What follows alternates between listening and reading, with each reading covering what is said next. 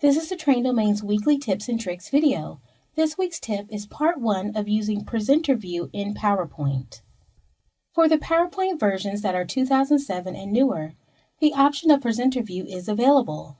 Presenter View lets the presenter see the current slide, notes, a preview of upcoming slides, as well as giving the presenter a lot of options to manage the presentation. To set the option of Presenter View, select the Slideshow tab. Click Setup Slideshow. In the Setup Show window, make sure the Use Presenter View option is selected and click OK.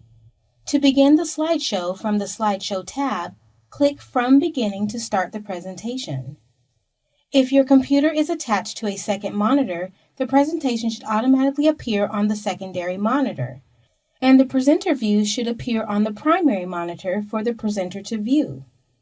In this case, we are only working with one monitor, so we need to launch the presenter view to practice. Select the ellipsis and select Show Presenter View. The toolbar at the top of Presenter View gives the presenter the option to show taskbar, display settings, and end the slideshow.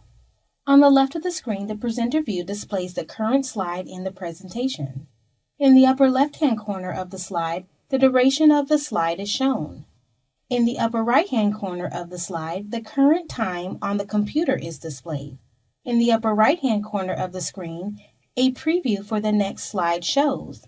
In the bottom right corner, any notes associated with the current slide are displayed. Use the forward arrow at the bottom of the screen to progress to the next slide. Use the back arrow to navigate to the previous slide.